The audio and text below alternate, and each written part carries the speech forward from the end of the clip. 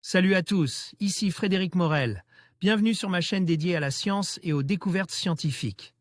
Si vous êtes passionné par l'exploration de notre univers et les avancées scientifiques, pensez à vous abonner. Aujourd'hui, on plonge dans un sujet fascinant qui repousse les limites de notre compréhension. Bonjour Allons-y. à tous. Aujourd'hui, je vous emmène à la découverte de Santorin, une île grecque qui pourrait bien ressembler à un volcan martien sur Terre.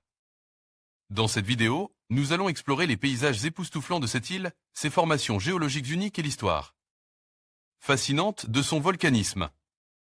Je vais vous montrer comment Santorin, avec ses couleurs vives et ses paysages lunaires, évoquait des paysages que l'on pourrait trouver sur Mars. Préparez-vous à un voyage captivant entre terre et ciel, où la beauté de la nature rencontre les mystères de l'univers. C'est parti! La géologie de la Terre n'est pas sans point commun avec celle de la Lune et de Mars. Les missions d'exploration et les météorites permettent de connecter le volcanisme sur Terre et celui sur la planète rouge. Certains basaltes martiens sont, de fait, remarquablement similaires à certains trouvés sur l'île de Santorin, située en mer Égée. À quoi pouvaient bien ressembler les éruptions volcaniques sur Mars? Aujourd'hui, la planète Mars ne semble plus être active volcaniquement, au moins en surface, mais un Haroun Tazieff ou des Maurice. Et Katia Kraft ont sans aucun doute rêve de se trouver sur les pentes des Olympus Mons au moment où celui-ci se construisait. Car aucun volcan sur Terre ne l'égale ni en hauteur ni en étendue. Nous avons, bien sûr, de nombreuses informations sur ce volcanisme grâce aux sondes en orbite et surtout grâce aux rovers qui parcourent la surface de Mars. Ces derniers sont en mesure, en particulier dans le cas de Curiosity, de faire des analyse in situ de la composition des roches et de photographier les strates et les affleurements géologiques de la planète rouge comme le ferait un géologue sur Terre. En bonus, nous avons des météorites martiennes qui ont été rassemblées en 3 grandes classes principales. Elles tirent leur nom des localités à proximité desquelles des hommes ont assisté à leur chute, celle observée près du village français de Chassigny en 1815, celle de Chergotti en Inde, 1865, et celle de Nakhla, en Égypte, 1911. Elles en donnent le qualificatif SNC, les initiales de ces villes, désignant la quinzaine de météorites de ce type ramassés sur Terre. Toutefois, il est clair que l'on a tout juste effleuré la surface de la volcanologie martienne et le XXIe siècle devrait nous en apprendre beaucoup plus lors des longues missions martiennes menées par des hommes, voire de vrais colons. Encore faut-il les entraîner pour accomplir ces missions. Mais comment? Le géologue Harrison, Jack Schmitt prépare les astronautes d'Apollo à faire l'exploration géologique de la Lune, par exemple à Hawaï, mais aussi à d'autres endroits comme en Arizona. Lui-même a été sur la Lune avec Apollo 17. Pour obtenir une traduction en français assez fidèle, cliquez sur le rectangle blanc en bas à droite. Les sous-titres en anglais devraient alors apparaître. Cliquez ensuite sur l'écrou à droite du rectangle, puis sur Sous-titres, et enfin sur Traduire automatiquement. Choisissez Français. NASA Goddard. En fait, il y a déjà un célèbre précédent, les missions Apollo.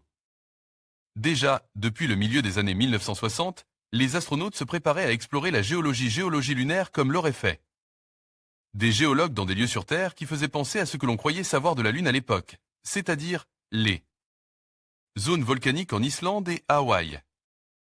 Finalement, il a fallu envoyer un vrai géologue lors de la mission Apollo 17, Harrison, Jack Schmitt, pour faire des progrès significatifs.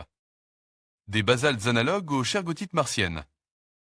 La même stratégie doit pouvoir être utilisée aujourd'hui, tant pour étudier le volcanisme martien que pour préparer les missions qui font rêver un Elon Musk. Une publication récente dans le célèbre journal Icarus est très encourageante à cet égard. Elle porte sur des basaltes que l'on trouve sur le fameux volcan Santorin, situé sur l'arc insulaire. Du sud de la mer Égée. Il a connu une énorme éruption vers 1650 avant J.C., qui aurait éjecté près de 40 à 60 km3 de produits volcaniques. Cet événement a plus que probablement cause la disparition complète de la civilisation minoenne, inspirant le fameux mythe de l'Atlantide. Ioannis Basiotti, chercheur à l'Université agricole d'Athènes et co-auteur de l'étude publiée récemment dans Icarus, s'en explique. Ainsi, dans la crique de Balo, située au sud de l'île, nous avons découvert des basaltes tels que ceux identifiés par les rovers sur Mars et possédant des propriétés similaires à celles de certaines météorites de la planète rouge et à celles de roches terrestres, classées comme des analogues martiens. Ces roches ressemblent étonnamment aux matériaux basaltiques identifiés et étudiés par le rover Spirit dans le cratère Gusev et par Curiosity dans le cratère Gale. Ces basaltes de Santorin ressemblent aussi remarquablement par leur composition chimique et minéralogique aux météorites martiennes. Appelées shergotite. Les observations au microscope et les analyses géochimiques montrent que les basaltes de Ballot sont des analogues viables pour la caractérisation des processus géologiques et des propriétés chimiques et minéralogiques des matériaux présents à la surface de Mars, selon Anesina Solomonidou, chercheuse au Centre européen d'astronomie spatiale, ESAC, GIR par l'Agence spatiale européenne. Agence spatiale européenne, ESA, près de Madrid. Elle précise, en outre, cette zone de l'île est facilement accessible et offre une excellente logistique pour les instruments D. Échantillonnage, de tests et d'étalonnage, la formation sur le terrain et d'autres activités liées à l'exploration actuelle et future de Mars.